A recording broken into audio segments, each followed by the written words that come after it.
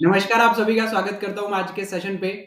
RRB PO और RRB clerk का final result आप सभी के हाथ में आ चुका है और आज हमारे साथ में जुड़ चुके हैं अभिजीत सर, जो कि ईएसएम कैटेगरी से हैं एंड 2 साल के हार्ड वर्क के बाद में आज इनका एग्जामिनेशन क्लियर हो गया है एंड काफ़ी ज़्यादा एक्साइटेड है। मैं भी काफ़ी ज़्यादा एक्साइटेड था इनके रिजल्ट को लेकर के क्योंकि पिछले 2 साल से लगभग मेरे साथ में जुड़े हुए हैं सर। हर एक क्लास में आना, हर एक क्लास को कंप्लीट करना, हमेशा होमवर्क कंप्लीट करना और दिए हुए टारगेट्स को रेगुलरली कंप्लीट करना। ये हमेशा से इनकी हैबिट रही है। लास्ट 2 साल से मैं इनको नोटिस कर रहा हूँ एंड फाइनली उनकी मेहनत का रिजल्ट भी उनको मिल गया है। एंड स्पेशली ईएसएम कैटेगरी से जितने भी कैंडिडेट्स हैं, जितने भी एस्पिरेंट्स हैं, उनके लिए आज का सेशन इंपॉर्टेंट होने वाला है क्योंकि इस कैटेगरी से जिन्होंने सिलेक्शन लिया है ना, आज वो आपको बताएंगे कि किस तरीके से उन्होंने सिलेक्शन लिया है, क्या-क्या उनकी स्ट्रैटेजीज थी। तो सबसे पहले मैं आप सभी को मिलाना चाहूंगा अभिजीत सर से। कैसे हैं अभिजीत सर आप? कैसे एक्साइटेड हैं इस रिजल्ट के बाद में? Sir good evening. हाँ सर, बहुत एक्साइटेड हूँ sir, thank you very much. Okay, तो एक-एक करके हम सारी की सारी चीज़ें जानेंगे सर के साथ में और 2 साल का जैसे मैंने कहा ना 2 साल पहले सर का रिटायरमेंट हुआ था और 2 साल की मेहनत के बाद में आरआरबी एग्ज़ामिनेशन निकल गया है। बट मुझे पता है क्या लगता है? मुझे लगता है कि सर जितनी मेहनत कर रहे हैं अभी, इस साल एसबीआई क्लर्क भी सर निकालने वाले हैं। सर जरूर, पूरी पूरी कोशिश रहेगी सर, मैं लगा हुआ हूँ। ओके, तो चलिए फिर देर नहीं करते हुए सबसे पहले आप अपनी कैटेगरी के अकॉर्डिंग आप थोड़ा हेल्प कीजिएगा क्योंकि ईएसएम कैटेगरी के लिए मुझे लगता है कि बहुत कम हेल्प जो है वो मिल पाती है, बहुत कम वीडियो सेशंस हो पाते हैं, बहुत कम एंगेजमेंट हो पाता है टीचर के साथ में इस कैटेगरी में, तो थोड़ा सा मुश्किल हो जाता है। तो कैसे आपने टैकल किया ईएसएम कैटेगरी से होते हुए सारी चीजों को, एक बार स्टार्टिंग से बता दीजिए। सर मैं 2003 में मैं सेलेक्ट हुआ था एयरफोर्स में और मैंने 2022 अक्टूबर में रिटायरमेंट लिया। ये थोड़ा मैंने जल्दी ले लिया, वैसे 20 इयर्स की सर्विस होती है हमारी एयरफोर्स की। बट मुझे मतलब नहीं करने का मन कर रहा था अभी मुझे, और मैं एग्जाम दे रहा था उस समय। मैंने आईबीपीएस का प्रीलिम्स दे रखा, मेंस दे रखा था। तो मैंने वीआरएस ले लिया 8 मंथ्स पहले ही, क्योंकि मुझे ऐसा लग रहा था कि उस टाइम पेपर अच्छा गया है, हो जाएगा। बट कुछ ऐसा हुआ था, आपको शायद याद होगा सर, 2022 में वैकेंसीज पहले 8000 समथिंग हो गई थी, फिर बाद में उन्होंने वैकेंसीज कुछ विड्रॉ कर ली थी। तो उसकी वजह से मेरा हो नहीं पाया, इंग्लिश में रुक गया था सर, 3 नंबर कम आया था इंग्लिश में। बाकी overall category, overall cut off था क्लियर, बट इंग्लिश में सेक्शनल कट ऑफ नहीं हो पाया था। फिर उसके बाद फिर मुझे झटका लगा था सर कि अभी मैंने ये सोच के जॉब तो छोड़ दी कि मेरा होने वाला है, लेकिन हुआ नहीं। फिर उसमें लगा रहा, मैं लगा रहा, हर बार प्रीलिम्स देता था, प्रीलिम्स हो जाता था। मैंने अभी तक जितने प्रीलिम्स दिए थे सारे प्रीलिम्स क्लियर थे, सिर्फ एक आरआरबी का पहली बार वाला नहीं हुआ था सर। नहीं तो जितने प्रीलिम्स दिए थे सबका प्रीलिम्स क्लियर हो जाता था, सबका मेंस दे देता था और मेंस नहीं होता था। ओके, और बहुत ज्यादा फ्रस्ट्रेशन होती थी सर। ठीक है। तो अभी ना हम एक-एक करके स्ट्रैटेजीज भी डिस्कस करते हैं। थोड़ा सर ने अपनी हिस्ट्री बता दी है। जैसे यस सर। प्रीलिम्स का पहले है ना, प्रीलिम्स की बात करेंगे और सबसे पहले क्वांट सेक्शन की बात करेंगे। तो प्री के लिए सर आपने क्या टारगेट किया, कैसे किया और प्रैक्टिस आप कैसे करते थे, कितना करते थे, ये बता दीजिए। प्रैक्टिस सर, मैं जनरली मॉक देता था। कुछ वो कुछ और मैंने किसी का सब्सक्रिप्शन ए ग्रेड क्लासेस का, जब आप ये ए ग्रेडेड क्लासेस के नाम से चल रहा था, तो उस समय आपसे बात करके फिर मैंने उसका सब्सक्रिप्शन लिया था। क्वांट मैंने आपसे ही उस समय पढ़ा था पूरा का पूरा। तो मेरी क्वांट की स्ट्रेटजी तो इसमें बढ़िया रही। आपकी जैसा पढ़ाते थे, आप जो भी कराते थे, वो मैं करता था। आप देखे होंगे कि क्लासेस में लोग रहते थे, जितने भी रहते थे, उसमें मैं जरूर मतलब रिप्लाई करने की कोशिश करता था, आपने देखा होगा सर। जी, बिल्कुल, तो हमेशा हमेशा से मैं नोटिस कर रहा हूँ और मैंने अभी चेक भी किया था, आप मेरे ब्रह्मास्त्र बैच में थे और हाँ सर। हाँ, मैंने अभी आपकी ईमेल आईडी और मोबाइल नंबर से चेक किया तो वहाँ से आप थे हाँ, और 2 साल से जुड़े हो यार। वैसे मुझे पता था बट फिर भी मैंने मेक श्योर किया कि हाँ भाई, हमारे बैचेज़ में थे सर। अच्छा, सर प्रीलिम्स एग्ज़ामिनेशन के लिए क्या कुछ किया था? लाइक प्रैक्टिस आप कैसे करते थे? वन लाइनर्स वाला हिस्सा कैसे प्रैक्टिस करते थे? अरिथमेटिक के लिए क्या कुछ किया? डीआई के लिए क्या कुछ किया? बताओ सर। सर मतलब हम लोग मतलब हमारी कैटेगरी से सर, हुँ, जब हम लोग उधर से आते हैं तो इतना हम मतलब हमारा ब्रेन शायद इतना वो नहीं होता होगा कि हम लोग सारे सेक्शन अटेम्प्ट कर पाए एक बार में एग्जाम में। बट वैसे जब आप मॉक कराते थे ऑन, जब इस पे यूट्यूब पे, तो उस पे पक्का करते थे। और वन लाइनर्स का आपका आपको याद होगा, आपने 500 सिंप्लीफिकेशंस का दे रखा है, आपको याद होगा शायद उसमें। उसको मैंने पूरा सॉल्व किया था सर 2 बार पूरा। और मैं बाकी मेरे जितने फ्रेंड्स थे मैंने उनको भी सजेस्ट किया था, उन लोगों को मैं, कई लोगों को मैंने उसका लिंक शेयर किया था कि आप लोग इसको लगा लो, वन लाइनर से यहाँ से आराम से हो जाएंगे, क्योंकि ये टू द टॉपिक पढ़ाते हैं sir, to the topic class कराते हैं। तो मुझे वो बहुत हेल्प किया। अरिथमेटिक के लिए सर, अरिथमेटिक का तो आप जब ब्रह्मास्त्र आपसे किया था तो उसका स्टेप बाय स्टेप आपने पूरे क्लासेस लिए थे, तो वो सारे उससे किए थे मैंने। ठीक है, और डीआई भी लगभग आपका उसी तरीके से प्रैक्टिस हो गया। हाँ सर, डीआई भी वैसे ही करते तो थे। आपने सिलेबस कंप्लीट किया और सिलेबस कंप्लीट करने के बाद में फोकस पूरा मॉक टेस्ट के ऊपर रखा था। ये सर मुझे ऐसा ही लगता था ना पहले कि मेरा ये चैप्टर क्लियर नहीं है, ये चैप्टर क्लियर नहीं है, तो मैं कैसे मॉक दे सकता हूँ। हम्म। फिर इसलिए मैंने सारे चैप्टर जब मुझे क्लियर हो गए तो मुझे लगा कि हाँ, अभी मेरे सारे चैप्टर्स पे पकड़ बन गई है, मैं कर सकता हूँ। फिर उसके बाद मैंने मॉक देना बढ़िया से शुरू किया था सर। ओके, और प्रीलिम्स एग्जामिनेशन में आपने लगभग लाइक आपकी कैटेगरी के अकॉर्डिंग आप कितना टारगेट करके चलते थे और कितना आपने हिट किया एग्जामिनेशन में? सर झूठ नहीं बोलूंगा सर, अब की बार मेरा पेपर प्रीलिम्स का एकदम खराब हो गया था। ओके। इसके पहले जब 2023 वाला दिया था सर, तो उसमें मैंने 71 समथिंग किया था, उसमें मेरा 67 समथिंग आया था, 8 आउट ऑफ 80 प्रीलिम्स में, आरआरबी के प्रीलिम्स में। बट अब की बार देने गया, एक तो उस दिन बहुत बारिश हो रही थी सर, पेपर देने जा रहा था, इतनी मतलब बहुत ज्यादा, मैं लखनऊ में रहता हूँ सर, इतनी ज्यादा बारिश कि मतलब मुझे लग रहा मैं पहुंच ही नहीं पाऊंगा, ऐसा लगा था। फिर कैसे कैसे सेंटर पे पहुंचे, भीग गए थे पूरे, और एग्जाम देने बैठे। और एक रीजनिंग की, पहले रीजनिंग आया था सेक्शन, उसमें रीजनिंग की एक सीटिंग अरेंजमेंट था, और नहीं पजल थी, तो उसमें मैंने उसमें लेफ्ट राइट कुछ उल्टा देख लिया, पढ़ लिया, और उसको करते करते मेरा 7-8 मिनट चला गया। ओके। फिर अब मैं एकदम परेशान, अब क्या होगा। फिर करते करते खैर किया मैंने 23 या 20, नहीं 27 या 28 कुछ ऐसा किया था। और मतलब दोनों सेक्शन मिला के रीजनिंग और मैथ का मैं सिर्फ 51 ही कर पाया था सर। जब मैं बाहर निकल के मुझे इतना अफसोस हो रहा था कि मैं ये पेपर मुझसे इतना खराब कैसे हुआ, आज तक ऐसा कभी भी, मतलब प्रीलिम्स में ऐसा कुछ होता ही नहीं था कि मैं 60-70 से कम कर पाऊँ। ओके, तो मतलब उस दिन आपने थोड़ा सा गलतियां की, लेकिन गलतियां करने के बावजूद भी आपने काफी अच्छा संभाला अपने आप को एग्जाम में। और हाँ, लेकिन फिर मैथ में, क्वांट में संभाल लिया था। और ये गॉड ग्रेस है सर कि मेरा होना था शायद, तो मैं बहुत सारी बातें कर सकता हूँ, हो गया है तो क्योंकि मैंने जब रिजल्ट आया तो देखा मैंने, मेरा मार्क्स आए थे मेरे, एक्यूरेसी की सारी थी, जितने किए थे मैंने सारा सही था। मेरा 53.50 मार्क्स था, और यहाँ इधर यूपी की कट ऑफ 50.5 गई थी सर। ओके, तो क्वांट सेक्शन की जर्नी सर ने बता दी है, और अब पूछते हैं सर से रीजनिंग सेक्शन में क्या कुछ किया था सर, डेली प्रैक्टिस कैसे करते थे और कैसे उसमें टारगेट किया, कौन सा टॉपिक्स को आपकी कैटेगरी के अकॉर्डिंग सबसे पहले आपने कौन सा टारगेट किया?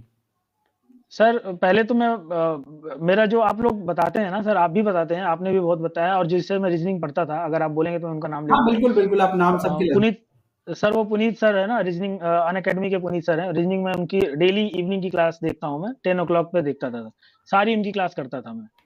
तो अभी उनसे मैंने सीखा है सर, वो सब कुछ बताते हैं किस तरह से पेपर अटेम्प्ट करना है, किस पे कितना टाइम देना है। उनका एक वर्ड है स्किप स्टोर करके, वो बोलते हैं कि जब आप पहले अगर मान ले पहले क्वेश्चन पेपर आता है और उसमें आपका सीटिंग अरेंजमेंट या पजल खुल जाता है, ओपन हो जाता है, तो उसमें आपको स्किप स्टोर करना है।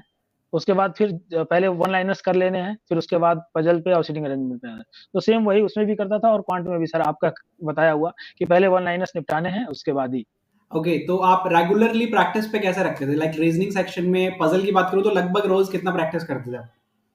सर रोज मतलब जो वो कराते थे 4-5 सीटिंग अरेंज, सभी सेक्शन के एक-एक कराते थे, वो तो करता ही था।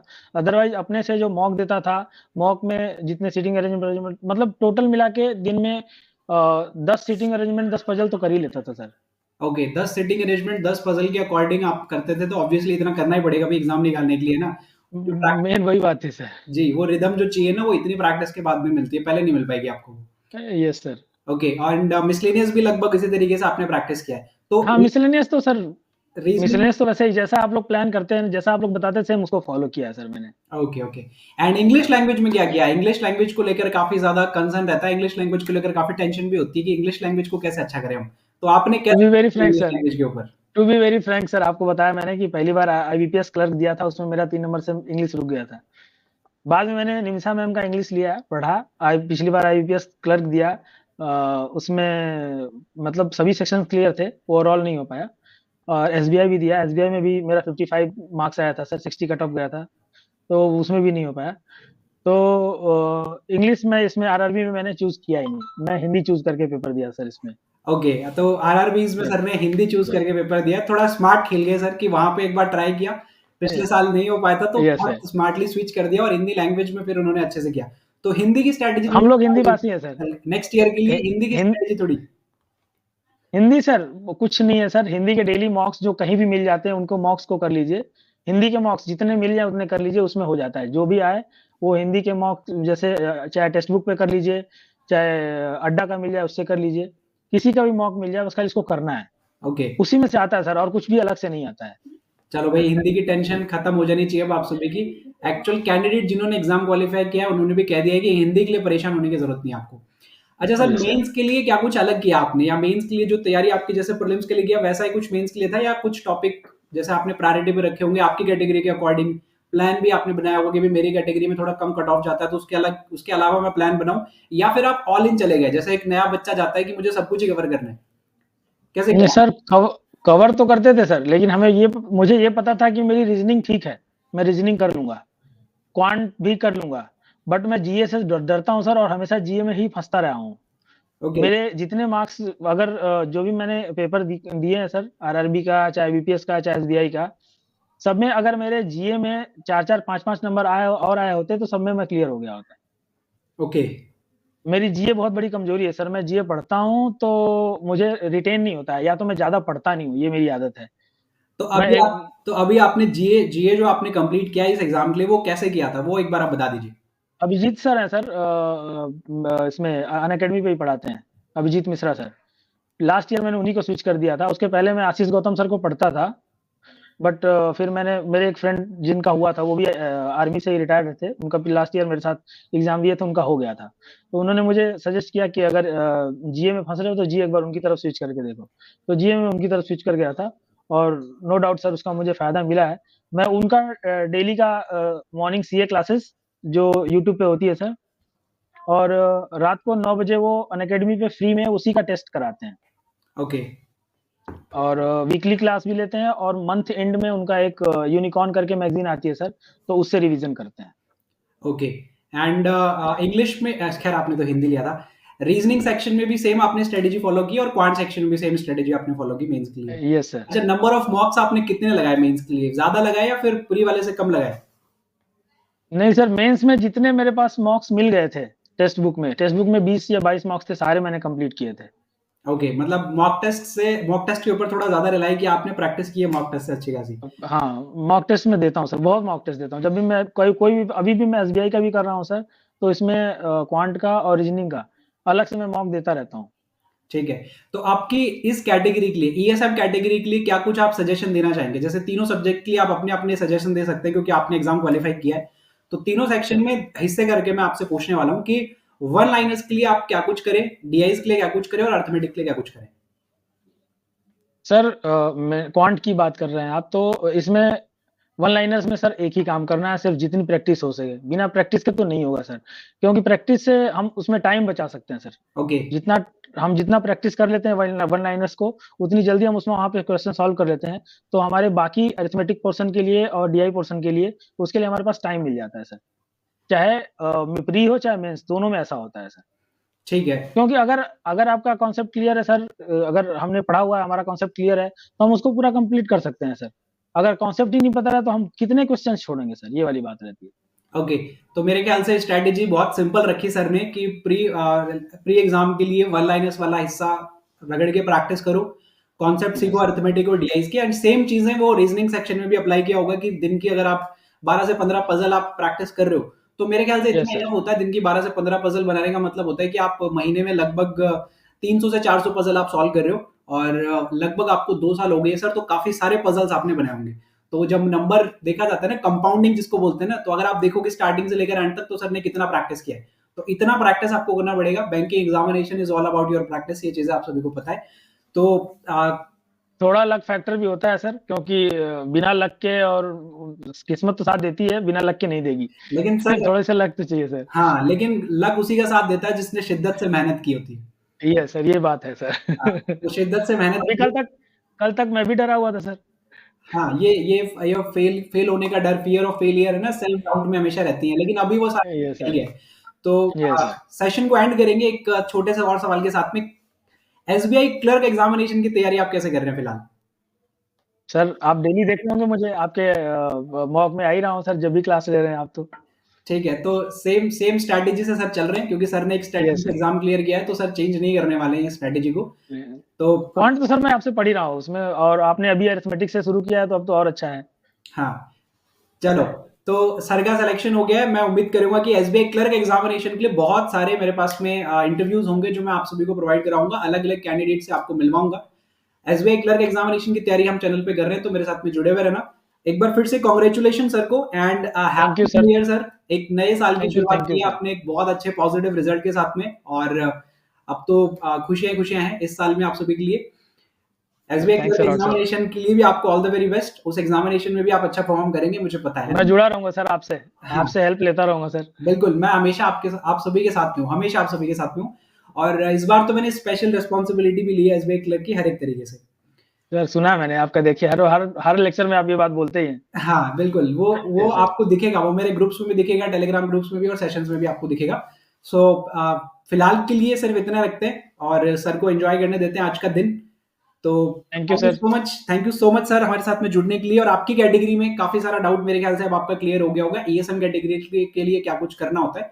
कई बार ना यस डाउट्स सर। आते हैं एएसएम कैटेगरी के लिए कि कवर नहीं हो रहा है, तो देखो आज सर ने खुद अपने सामने आपके सामने कंप्लीट स्ट्रेटेजी रख दी है, सब्जेक्ट वाइज कैसे तैयारी किया वो सब कुछ आपको बता दिया है। और सर की बातों से एक चीज आपको समझ में आई होगी कि सर ने प्रैक्टिस बहुत की है, सर ने चीजें भी सीखी है थोड़ा बहुत। एग्जामिनेशन में सर ने जैसे बताया कि थोड़ा ब्लंडर हो गया था, थोड़ा गड़बड़ हो गया था, लेकिन वहां से सर ने खुद को संभाला भी, संभालने के बाद में एग्जामिनेशन भी क्वालिफाई किया, प्री का और फिर मेंस का भी किया।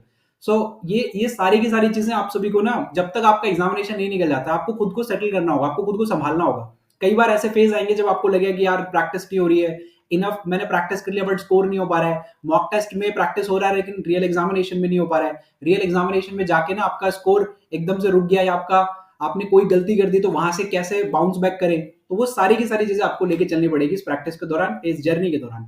सो 2 साल की आप सर जर्नी बोलते थे सर। 2 साल की सर जर्नी ऐड एक मिनट बोलूंगा सर। हाँ जी सर। आप बोलते थे, और वो याद, आप ही नहीं, जो भी टीचर पढ़ाते हैं सभी लोग बोलते हैं सर ये बात, कि जब आपका कोई एक क्वेश्चन हो गया, खराब हो गया, या टाइम आपका खराब हो गया, तो उसको लेके बैठने से दिक्कत हो जाएगी। यही मैंने किया सर, जब मेरा रीजनिंग खराब हो गया, जब क्वांट का सेक्शन स्टार्ट हुआ, तो मैंने एक बार अपनी आंख बंद की, फिर सोचा चलो जो हो गया, अभी इसको आगे करते हैं। तभी ये उसमें मैं 27 28 नंबर तक कर भी पाया। अगर मैं उसको लेके बैठता तो मैं उसमें 20 भी नहीं पहुंच पाता सर। बिल्कुल, वही मैंने चीज कही कि सर ने कैसे संभाला, कैसे बाउंस बैक किया। तो रियल यस। एग्जामिनेशन में जाके ना ये पूरा एक्सपीरियंस करना पड़ेगा आपको कई बार। तो इसीलिए मैं कहता हूँ मॉक टेस्ट से प्रैक्टिस करो अच्छी सी, प्लान्स बनाओ। अगर आप गिर गए हो, आपको लगता है कि यार यहाँ पे रुकावट हुई है, तो फिर वापस से कैसे बाउंस बैक करना उसी टाइम स्लॉट के अंदर अंदर ही। और इस बार तो टाइम यस सर। आपको पता है कि सेक्शनल टाइमिंग भी थी, तो उसी टाइम पीरियड के दौरान वापस से खुद को संभालना है और वापस से एग्जामिनेशन में वो परफॉर्मेंस निकालनी है, ओवरऑल परफॉर्मेंस। तो thank you so much sir, and all the very best आपको एसबीआई क्लर्क एग्जामिनेशन के लिए। I guess thank you sir. सभी के डाउट्स क्लियर हो गए होंगे। सो सेशन को अभी करते हैं एंड नेक्स्ट सेशन में अब हम मिलेंगे एसबीआई क्लर्क की क्लास में। So thank you so much. Evening में मिलते हैं सर। Thank you sir. बिल्कुल, आपके कोई और भी डाउट्स है तो आप कमेंट सेक्शन में पूछ लीजिएगा, सर आपको क्लियर कर देंगे। Okay. Okay sir. Okay, thank you sir. Thank you sir.